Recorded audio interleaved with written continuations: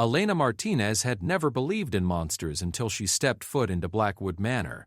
The ancient estate stood like a dark sentinel against the stormy October sky, its Gothic spires piercing the clouds that seemed to gather perpetually above its grounds. At 23, Elena had worked as a housekeeper for wealthy families across Europe, but nothing had prepared her for this place. The advertisement had been simple enough. Experienced maid needed for private estate. Excellent pay. Night shift preferred. Discretion essential.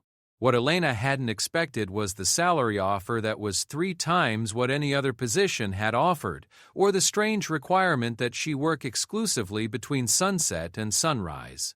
Mrs. Catherine Blackwood, an elderly woman with silver hair and knowing eyes, had hired Elena over the phone after a brief interview. The master of the house is very particular about his privacy, she had explained in a voice that carried hints of an old European accent. He suffers from a rare medical condition that makes him extremely sensitive to sunlight. You will never see him during your duties as he rests during the night hours when you work. Elena had accepted without question. She needed the money desperately. Her younger brother Miguel was in his final year of medical school, and their parents' small restaurant in Barcelona was struggling. This job could change everything for her family. The manor's interior was a maze of dark hallways lined with portraits of stern-faced ancestors whose eyes seemed to follow her movement. Heavy velvet curtains blocked every window, and candles provided the only light, casting dancing shadows on the walls. Elena's footsteps echoed on the marble floors as Mrs. Blackwood led her through the house on her first night. "Your duties are straightforward," the older woman explained, her heels clicking rhythmically against the stone. "Clean the main hall, the library, the dining room, and the master's study. Polish the silverware and dust the antiques. But remember, Elena, you must never, under any circumstances, enter the master's private chambers on the 3rd floor. That wing is strictly forbidden." Elena nodded, though something about the woman's tone sent a chill down her spine. "What about Mr. Blackwood? Will I ever meet him?" Mrs. Blackwood paused at the foot of an ornate staircase, her hand resting on the carved banister. "The master prefers his solitude. He has lived here for many years and values his privacy above all else. You'll find meals prepared for you in the kitchen each night, and your payment will be left in the study each week. Ask no questions, and you'll find this to be the easiest position you've ever held." For the first 2 weeks, Elena's routine was exactly as Mrs. Blackwood had described. She arrived each evening at sunset, cleaned the specified rooms, and left before dawn. The house felt empty, like a beautiful museum where no one lived. The only signs of the mysterious master were subtle ones.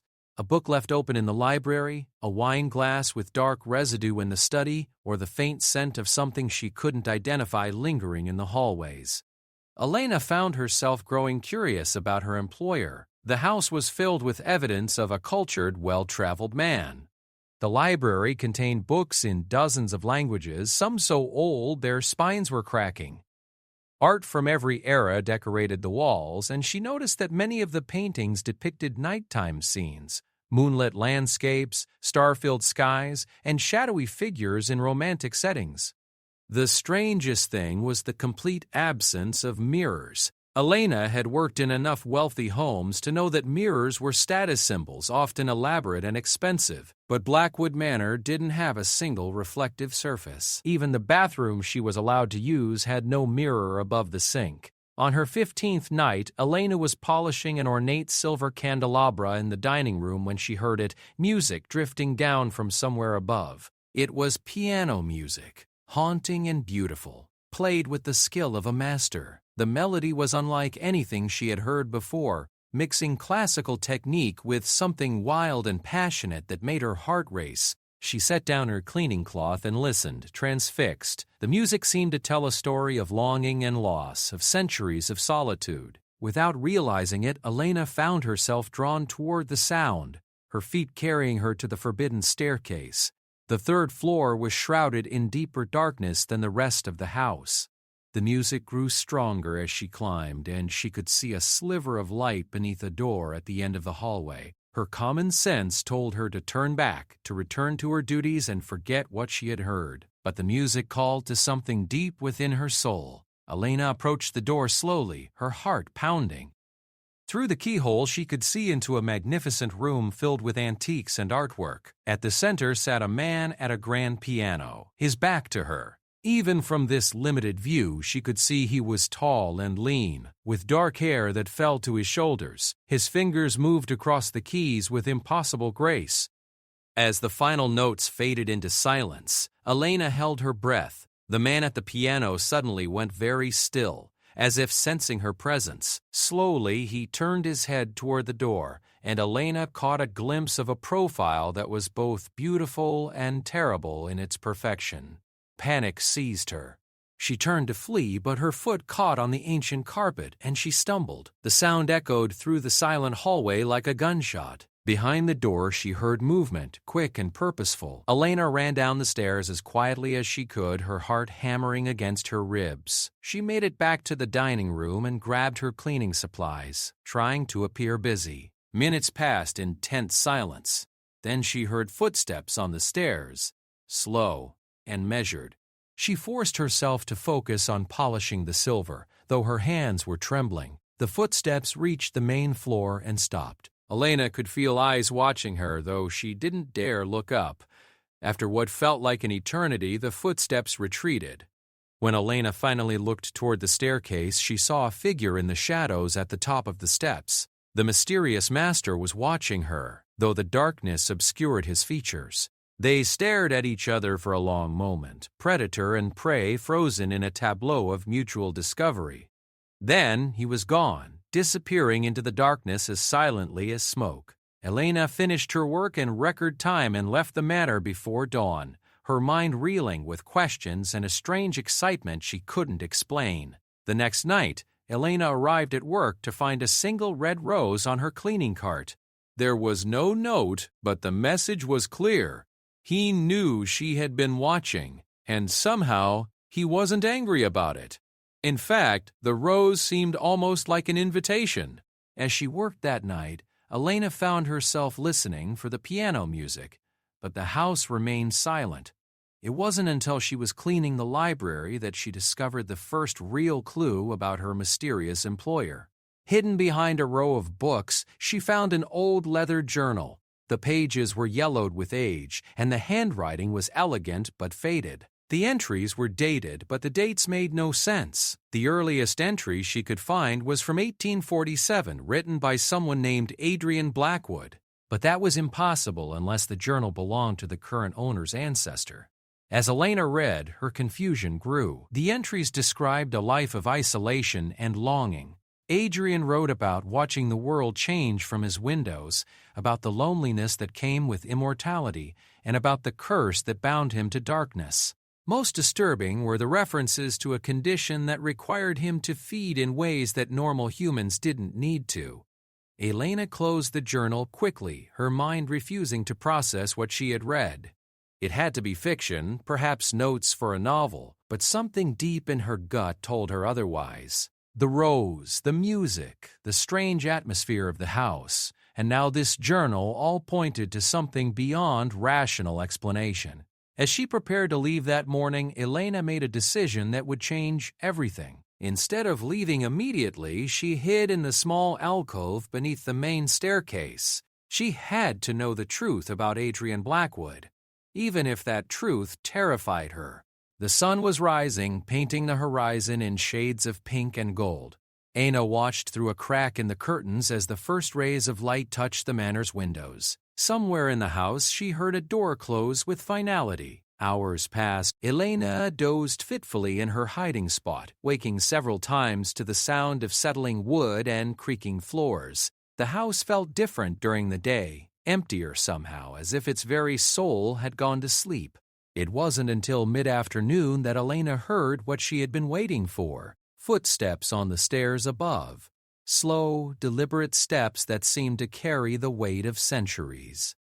She pressed herself deeper into the shadows and waited. The figure that appeared at the top of the stairs was tall and elegant, moving with a fluid grace that seemed almost supernatural. Adrian Blackwood was perhaps the most beautiful man Elena had ever seen, with sharp cheekbones and dark hair that caught the dim light. But there was something otherworldly about him, a pale perfection that didn't seem quite human. He was carrying something in his hands, a small wooden box that he handled with reverence. Elena watched as he descended the stairs and moved toward the library. She waited until he disappeared from view, then crept from her hiding spot to follow. Adrian was kneeling before a portrait of a woman with sad eyes and golden hair. The wooden box sat open beside him, revealing a collection of letters tied with a faded ribbon. His voice was soft but carried clearly in the silent house as he spoke to the portrait. "Isabella, my love, another century has passed since you left me. The loneliness grows heavier with each year, and I begin to wonder if this curse will ever be broken. Mrs. Blackwood believes I should end this existence, but I cannot. Not while there's still hope that somehow, somewhere, I might find what we lost." Elena's breath caught in her throat. She was witnessing something intensely private, a moment of vulnerability from a man who clearly carried enormous pain. As Adrian continued speaking to the portrait, Elena began to understand that she was looking at someone who had loved and lost, someone who had been alone for far longer than any human should endure. Adrian suddenly stopped speaking and tilted his head as if his body tensed, and Elena realized with horror that he might have sensed her presence again. She began to back away slowly, but her foot found a loose floorboard that creaked loudly. Adrian spun toward the sound, his eyes scanning the shadows where Elena hid. For a moment that stretched into eternity, their eyes met across the dim library. Elena saw surprise, wariness, and something else in his gaze, a flicker of longing that matched the sadness in his voice. "I know you're there," Adrian said softly. His voice carried an accent that Elena couldn't place, something old and refined. "Please don't run." "I won't hurt you." Elena stepped out of the shadows, her heart pounding so hard she was sure he could hear it. Adrian rose gracefully to his feet, and she was struck by how tall he was, how he seemed to command the very air around him. "You're Elena," he said, and it wasn't a question. "Mrs. Blackwood told me about you. I've been watching you work." He paused, studying her face. "You're not afraid of me, are you?" "You should be." Elena found her voice, though it came out as barely more than a whisper. "Should I be afraid?" Adrian's smile was sad and beautiful and terrible all at once. "Most people would be, if they knew what I was. What I am." He gestured to the portrait and letters. "This house has been my prison for longer than you can imagine. And now you've seen too much to simply walk away." Elena looked at the portrait of Isabella, then back at Adrian. The pieces were falling into place, creating a picture that defied everything she thought she knew about reality. "The journal," she said, "the one from 1847. It's yours, isn't it?" Adrian's eyes widened in surprise, then narrowed with something that might have been amusement. "You read my private thoughts? How very bold of you, Elena Martinez." He took a step closer, and Elena caught a scent like winter nights in old books. "Tell me, what did you think of what you read?" "I thought it was impossible," Elena said honestly. "But standing here now, looking at you, I'm beginning to think impossible might not mean what I thought it meant." Adrian studied her for a long moment, and Elena felt as if he were looking directly into her soul. "You're remarkable," he said finally. "Most people would have run screaming by now. Or fainted. You're doing neither." Elena asked. "Probably," Adrian admitted, "but I find myself hoping you won't." Elena didn't run. Instead, she found herself taking a step closer to Adrian, drawn by something she couldn't explain. Elena didn't run by something she couldn't explain. The afternoon light filtering through the heavy curtains cast strange shadows around them, but Adrian seemed to exist in a pocket of deeper darkness. "If you're what I think you are," Elena said carefully, "then you're supposed to be sleeping right now, aren't you?" The journal mentioned that daylight was dangerous. Adrian's laugh was low and rich, like aged wine. "You really did read carefully." "Yes, I should be sleeping. But I find myself restless lately, ever since you arrived, actually." He moved to the window and adjusted the curtain, ensuring no direct sunlight could enter. The darkness protects me, but it doesn't force me to sleep. That's a myth, like many others. Elena watched as he moved with that impossible grace, every gesture controlled and purposeful. What other myths are wrong? I don't turn into a bat, I can enter homes without invitation, and religious symbols are merely uncomfortable, not deadly. Adrian returned to stand near the portrait of Isabella. But the important ones are true. I need blood to survive, I cannot age or die naturally, and sunlight will indeed destroy me. The casual way he mentioned needing blood should have terrified Elena, but instead she found herself curious. How long have you been like this? Adrian was quiet for so long that Elena thought he wouldn't answer. When he finally spoke, his voice carried the weight of centuries. I was turned in 1823. I was 28 years old and desperately in love with a woman named Isabella Rosewood. He touched the frame of the portrait gently. She was everything I was not, warm, alive, full of hope and laughter. I thought I would marry her and live a simple, happy life. What happened? My maker happened. A vampire named Victor who saw potential in me, or perhaps just enjoyed destroying beautiful things. Adrian's voice grew hard. He turned me against my will, then disappeared, leaving me to figure out my new existence alone. By the time I understood what I had become, Isabella was already afraid of me. Elena looked at the sad eyes in the portrait and felt her heart break a little. She knew what you were. She figured it out. I tried to hide it from her, but she was too intelligent, too observant. When I finally told her the truth, Adrian's voice cracked slightly. She said she still loved me, but she couldn't live in my world. She begged me to find a way to become human again. Did you try? For decades. I searched for Victor, hoping he could reverse what he had done.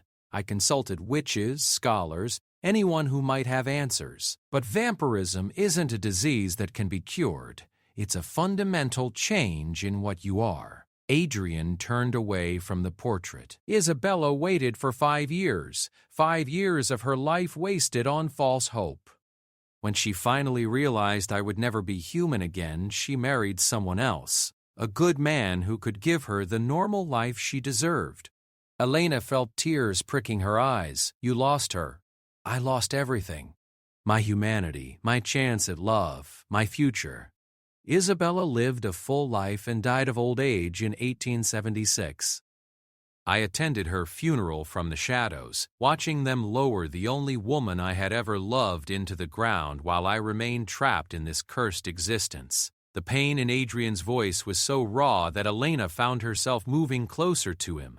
I'm sorry. Adrian looked surprised by her sympathy. You're not horrified by what I am?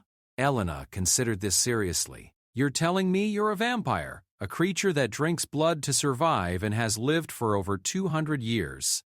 Logically, I should be terrified. She looked around the library at the journals and letters and portraits that told the story of a man trapped by circumstances beyond his control. But you're not a monster, are you? You're just someone who's been alone for far too long. Something shifted in Adrian's expression, a crack appearing in the wall of centuries-old pain.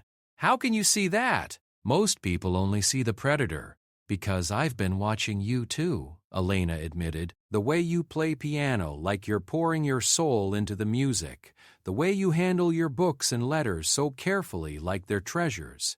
The way you speak to Isabella's portrait with such love and respect. Monsters don't do those things. Adrian stared at her for a long moment, and Elena had the feeling he was seeing her truly for the first time. You're not what I expected when Mrs. Blackwood hired you. What did you expect? Someone temporary. Someone who would clean my house and leave without noticing anything unusual. Someone I could ignore. Adrian's voice grew softer. I didn't expect someone who would make me remember what it felt like to want company. Elena felt something flutter in her chest, a warmth that had nothing to do with the temperature of the room. You've been alone all this time? Completely alone. Mrs. Blackwood handles the practical aspects of my existence, hiring staff, managing finances, ensuring my privacy. But she doesn't stay for conversation. I haven't had a real conversation with another person in decades. The loneliness in his voice was devastating. Elena thought about her own life, surrounded by family and friends, and tried to imagine 2 centuries of solitude. That must have been unbearable. It was. Some nights I considered walking into the sunrise, ending it all, but something always stopped me. Adrian looked at Isabella's portrait again.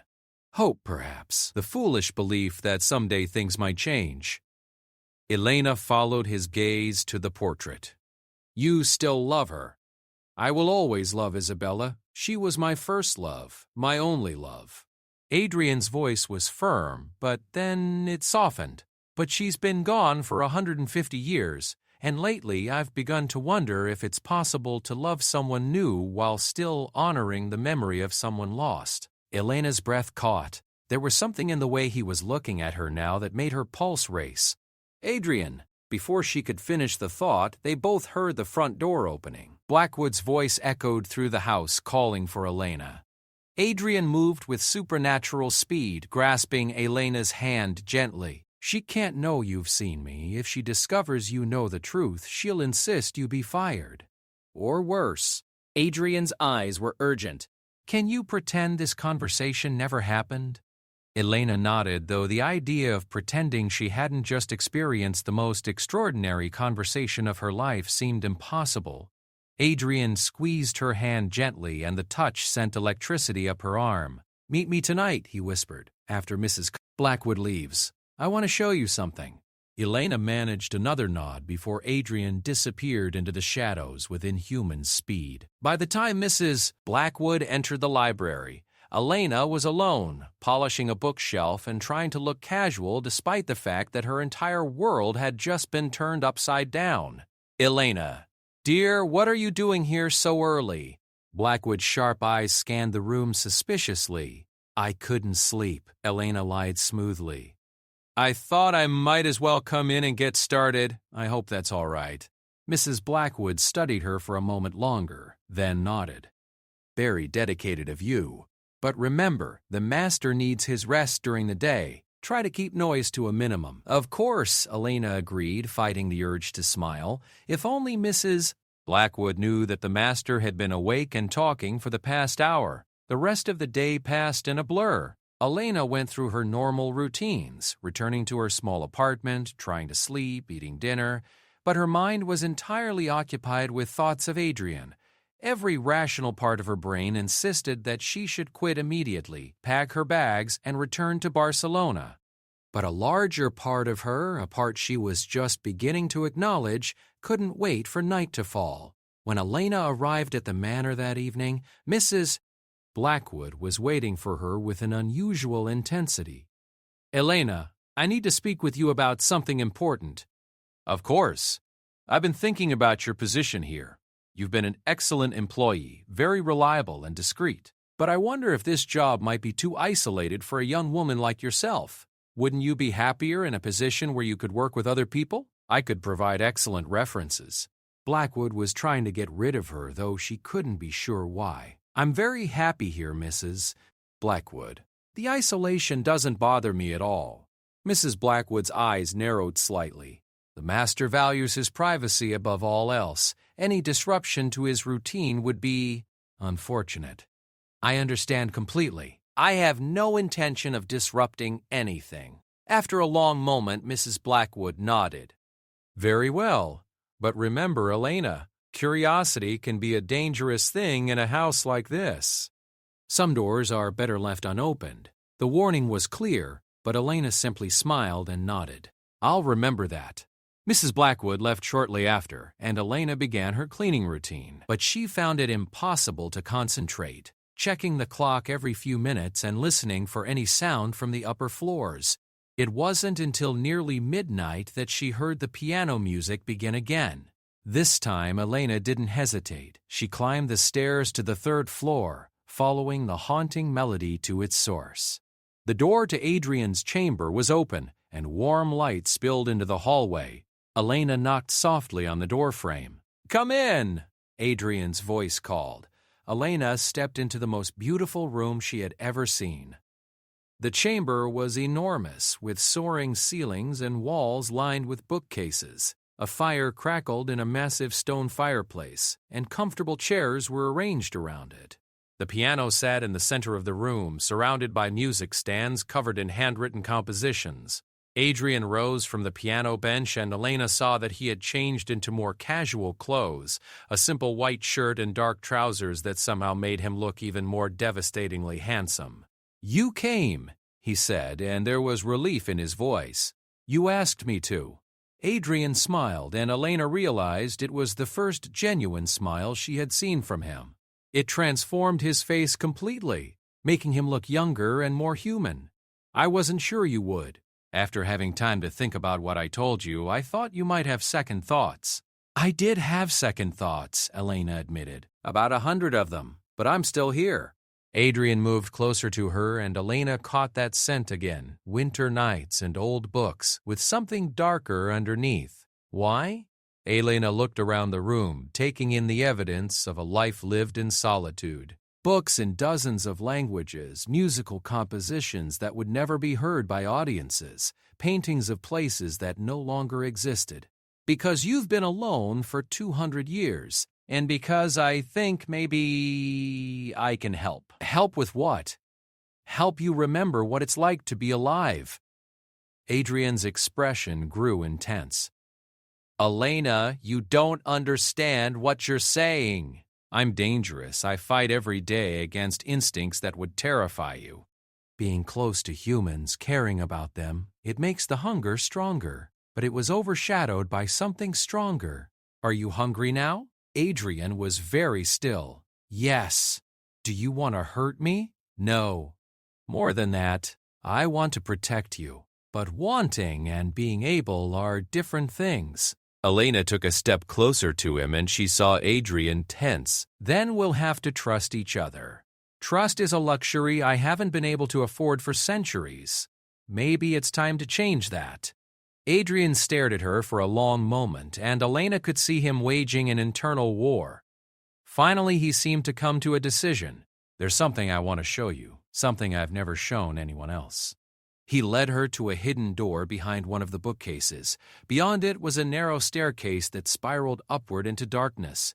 Adrian lit a candle and began to climb, Elena following close behind. The staircase ended at a small door that opened onto the manor's highest tower. Elena gasped as she stepped outside. They were above the tree line with an unobstructed view of the surrounding countryside. The moon was full, casting everything in silver light.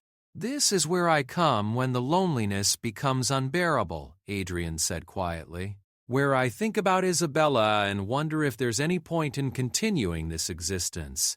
Elena looked at Adrian standing in the moonlight, his dark hair moved by the wind, his face turned toward the stars.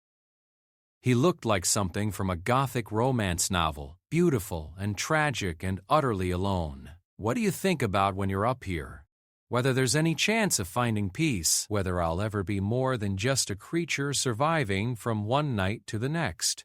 Adrian turned to look at her. Until recently, the answer was always no. What changed recently? Adrian was quiet for so long that Elena thought he wouldn't answer. When he finally spoke, his voice was barely above a whisper. "You changed, Elena. You came into my house and saw me. Not the monster, not the vampire, but me. For the first time in 2 centuries, someone looked at me without fear or disgust." Elena felt tears forming in her eyes. "Because there's nothing disgusting about you. You're just a man who's been hurt and alone for too long." Adrian moved closer to her, close enough that she could feel the coldness that surrounded him like an aura. "I'm not a man, Elena. That's what you have to understand. I'm something else, something that doesn't belong in your world." "Then maybe I don't belong in my world either." The words surprised Elena as much as they surprised Adrian. She hadn't meant to say them, but as soon as they were out, she knew they were true. She had never felt like she fit anywhere, never felt like she belonged. But standing here with Adrian in the moonlight, she felt more at home than she ever had in her life. "Elena." Adrian's voice was warning and longing combined. "What if I don't want to go back to my old life? What if I want to stay here, with you?" Adrian's eyes were wide with shock and something that looked like desperate hope. You can't mean that. You have a family, a life waiting for you. That's not the same thing as a life. Elena reached out and touched Adrian's face, surprised by how cold his skin was. When was the last time you felt happy? Adrian leaned into her touch, closing his eyes. I can't remember. Then let me help you remember. When Adrian opened his eyes again, they were blazing with an intensity that took Elena's breath away. If you stay, there's no going back. Being close to me will change you even if I never turn you. You'll become part of this darkness. Elena looked out over the moonlit landscape, then back at Adrian's beautiful, tortured face. Maybe I want to become part of it. Adrian studied her face as if he were trying to memorize every detail. You would give up sunlight? Give up the chance for a normal life? Marriage? Children? Elena thought about her life in Barcelona, the endless cycle of work and obligation, the feeling that she was always waiting for something to begin. What if this is where my real life begins? Adrian's composure finally cracked. He pulled Elena into his arms, holding her as if she were the only solid thing in a world that had gone mad. Elena could feel the desperation in his embrace, 2 centuries of loneliness pouring out all at once. I've dreamed of this, he whispered against her hair. Dreamed of finding someone who could understand, who could see past the monster to whatever humanity I have left. You have more humanity left than most humans I know. Adrian cupped her face in his hands, his thumbs tracing across her cheekbones. If we do this, if you really stay, I need you to understand what you're agreeing to. I can never give you a normal life. I can never take you out in the sunlight, never introduce you to my friends because I don't have any. You would be as isolated as I am. But I wouldn't be alone, Elena said simply. And neither would you. Adrian leaned his forehead against hers and Elena could feel him trembling. I'm terrified of hurting you. I'm terrified of leaving you. They stood together in the moonlight, holding each other and trying to process the magnitude of what was happening between them. Elena had never believed in love at first sight, had always thought it was something that only happened in movies. But this felt like something beyond love, something deeper and more fundamental. It felt like recognition, like her soul had finally found the place it belonged. There's something else you need to know, Adrian said softly, about why Mrs. Blackwood is trying to get rid of you. Elena pulled back to look at him. What do you mean? She's been taking care of me for 60 years. She's protective. More than that, she's possessive. She sees my isolation as necessary for my survival. The idea that I might form an attachment to someone threatens everything she believes about how I should exist. Elena felt a chill that had nothing to do with the night air. How possessive! Adrian's expression grew dark. Possessive enough to eliminate threats. Elena, I need you to understand. If she realizes how I feel about you, she'll do whatever it takes to remove you from my life permanently. Blackwood's strange warnings, her attempts to make Elena quit. What are you saying? I'm saying that if you stay, if you choose this life with me, you'll be in danger from the one person I've trusted to protect me. Adrian's voice was pained. She won't see you as my salvation. She'll see you as my destruction. Elena considered this, weighing the danger against everything she felt for the man holding her. Then we'll have to be very careful. Adrian smiled sadly. You're remarkable, do you know that? Any sane person would run. Maybe I'm not entirely sane anymore. Maybe sanity is overrated. As they stood together on the tower, both of them knew that everything had changed irrevocably. Elena had made her choice, and Adrian had allowed himself to hope for the first time in centuries, but neither of them realized that Mrs. Blackwood was standing in the shadows below, watching them with eyes that blazed with fury and betrayal. Mrs. Catherine Blackwood had not lived for 97 years by being sentimental. She had survived 2 world wars, the death of her own family, and decades of serving creatures that most humans couldn't imagine. She had learned long ago that survival meant making difficult choices, and sometimes those choices required sacrifice. Watching Elena and Adrian embrace on the tower, she felt something she hadn't experienced in decades. For 60 years, she had protected Adrian, had arranged his life to keep him safe and isolated. She had watched him grieve for Isabella, had helped him through the darkest periods of his existence. She had dedicated her life to maintaining his security, and now this foolish girl was going to destroy everything. Mrs. Blackwood had seen it coming for weeks. The way Adrian's mood had improved since Elena's arrival, the way he had started playing piano again, the way he moved through the house with something that almost resembled hope. She had tried to remove the girl quietly, professionally, but Elena had refused to leave. Now Mrs. Blackwood could see why. She watched as Adrian led Elena back down the tower stairs, their hands intertwined, their voices soft with newfound intimacy. They had no idea she was watching, no idea that their secret was already exposed. Good, that would make what came next easier.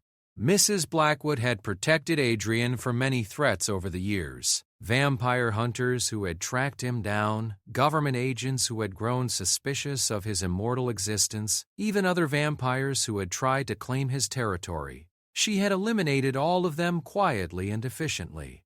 Elena Martinez would be no different. Mrs.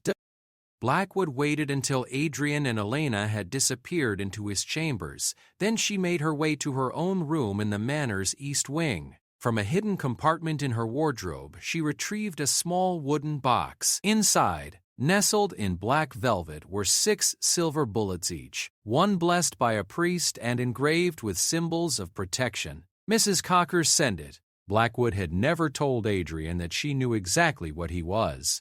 He assumed she was simply a loyal servant who asked no questions about his unusual requirements. In reality, she was something far more dangerous.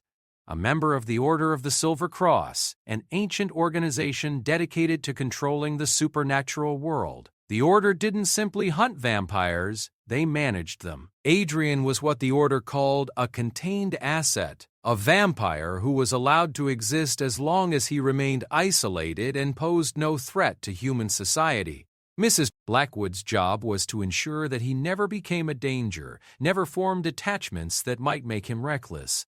Elena Martinez represented everything the Order feared, a human who could humanize the monster, who could make Adrian remember what it felt like to care about someone. That kind of emotional attachment could drive a vampire to desperate acts, could make them protective and violent in ways that threatened the delicate balance the Order maintained. Mrs. Blackwood loaded the bullets into a small revolver, her movements practiced and efficient. She had hoped it wouldn't come to this, had hoped that Elena would simply leave when encouraged. But the girl had proven more stubborn than expected. And Adrian had proven that even after 2 centuries he could still be foolish enough to believe in love. Mrs. Blackwood tucked the gun into her handbag and made her way back through the house. The manor was silent except for the soft murmur of voices from the 3rd floor. She could hear Adrian's laugh, warm and genuine, and for a moment she felt something that might have been regret. She had genuinely cared for Adrian over the years. He was not like other vampires she had known. He was gentle, cultured, tormented by his nature rather than reveling in it. Under different circumstances, she might have been happy to see him find peace. But the Order had rules. And those rules existed for good reasons.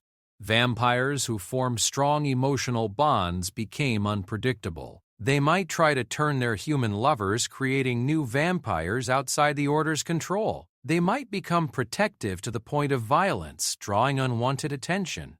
Most dangerously, they might begin to see themselves as capable of redemption, might start to believe they could rejoin human society. Mrs. Blackwood had seen it happen before. A vampire in Prague who had fallen in love with a mortal woman, who had tried to build a normal life. The situation had ended with 17 deaths and an entire city block burning to the ground. The vampire had been destroyed, but not before causing irreparable damage. She would not allow Adrian to follow the same path. Blackwood positioned herself in the library where she had a clear view of the main staircase. She would wait until Elena came down, then she would act. A single silver bullet to the heart, quick and clean. She would tell Adrian that Elena had been a hunter, that she had threatened to expose him. In his grief, he would be more isolated than ever, more dependent on Mrs. Blackwood's protection. It was cruel, but it was necessary. Hours passed. Mrs. Blackwood sat in the darkness, patient as a spider in its web. Finally, as dawn approached, she heard footsteps on the stairs. Elena appeared at the bottom of the staircase, her hair disheveled, her clothes wrinkled, her face glowing with happiness. "Mrs. Blackwood?" Elena's voice was surprised. "What are you doing here so early?" Mrs. Blackwood rose from her chair, her hand already moving toward her handbag. "I could ask you the same question, dear. You seem to have been quite busy tonight." Elena's face flushed, but she lifted her chin defiantly. "I don't know what you mean." "Oh, I think you do." Mrs. Blackwood's hand closed around the grip of the revolver. "You've been with him, haven't you?" "With the master?" Elena's eyes widened in alarm, but she didn't try to deny it. "Yes.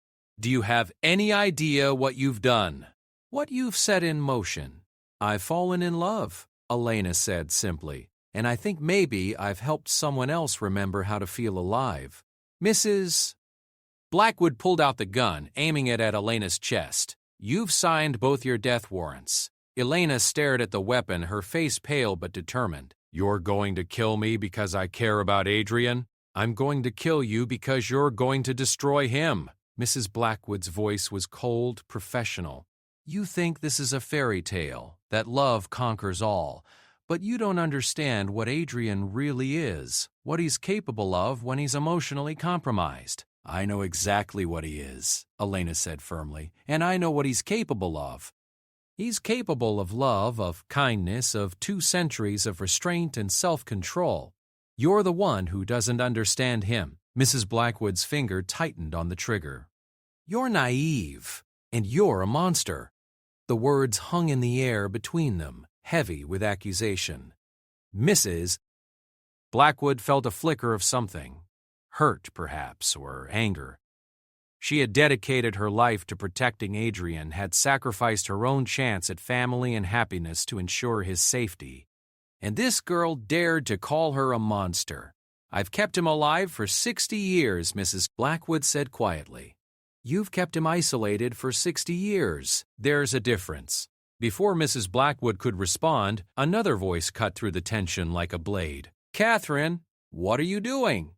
Both women turned to see Adrian standing at the top of the stairs. He was fully dressed despite the early hour, and his face was a mask of shock and growing fury.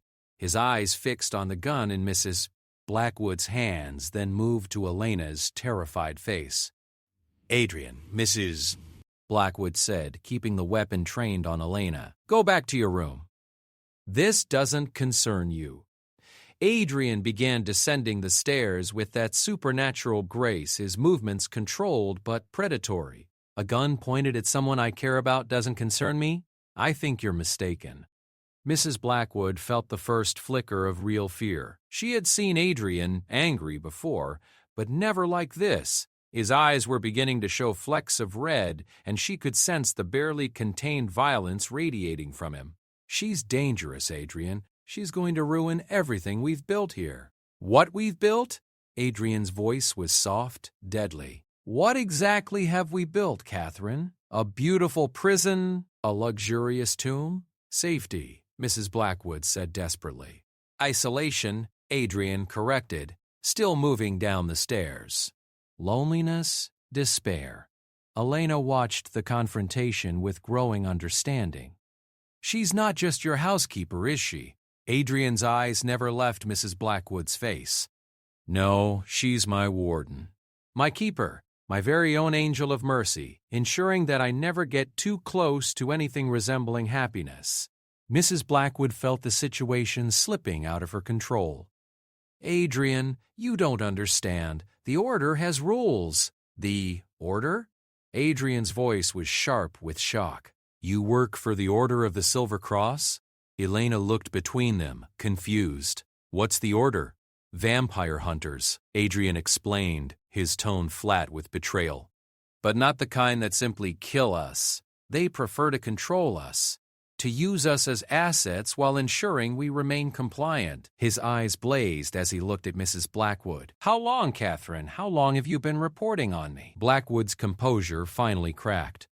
60 years, from the very beginning. "But Adrian, you have to understand, I was protecting you." Adrian moved with inhuman speed, crossing the remaining distance between them in the blink of an eye. His hand closed around Mrs. Blackwood's wrist, and she cried out in pain as he squeezed. The gun clattered to the floor. Protecting me? Adrian's voice was barely human now, deeper and more threatening than Elena had ever heard it. You were controlling me, keeping me weak and isolated so I would never be a threat to your precious order. Blackwood struggled against his grip, but it was like trying to break iron chains. The vampire in Prague, she gasped. He fell in love, tried to live normally. 17 people died, Adrian. 17 innocent people. I am not him, Adrian snarled, his fangs now clearly visible. I have spent 2 centuries learning to control what I am. I have never taken a life unnecessarily, never lost control, never given you any reason to doubt my restraint. Because you were alone, Mrs. Blackwood cried. Because you had nothing to fight for, nothing to make you desperate. But now you have her, and everything changes. Love makes vampires dangerous, Adrian. It makes them reckless. Adrian's grip loosened slightly, and Elena could see him struggling with the accusation. You think I would hurt innocence to protect her? I think you would do anything to protect her. And that makes you a threat. Elena stepped forward, her voice steady despite the terror of the situation. Adrian, look at me. Adrian turned toward her, his eyes still blazing with inhuman fury. Elena could see the monster that lived beneath his cultured exterior, but she wasn't afraid. If anything, seeing his raw protective instincts only confirmed what she already knew about him. She's wrong, Elena said quietly. Love doesn't make you dangerous, it makes you human. Adrian stared at her, and Elena watched as the red slowly faded from his eyes. Elena, you've spent 2 centuries proving that you're not a monster. That doesn't change just because you're not alone anymore. Elena moved closer, reaching out to touch his face. In fact, having someone to protect makes you more careful, not less. Adrian leaned into her touch, and Elena felt some of the tension leave his body. I could lose you, he whispered. And I don't know what I would do if I lost you. You won't lose me, Elena promised, but you have to let her go. Adrian looked down at Mrs. D. Blackwood, who was still trapped in his supernatural grip. After a long moment, he released her. She stumbled backward, rubbing her bruised wrist and staring at Adrian with something between fear and admiration. 60 years, Adrian said quietly. 60 years you've been lying to me. Mrs. Blackwood straightened her clothes with shaking hands. I was following orders. But Adrian, I do care about you. I never wanted to see you destroyed. Then why were you about to kill Elena? Mrs. Smith? Blackwood looked at the gun lying on the floor, then back at Adrian. Because I thought she would be your destruction. I thought loving her would make you reckless, dangerous. And now?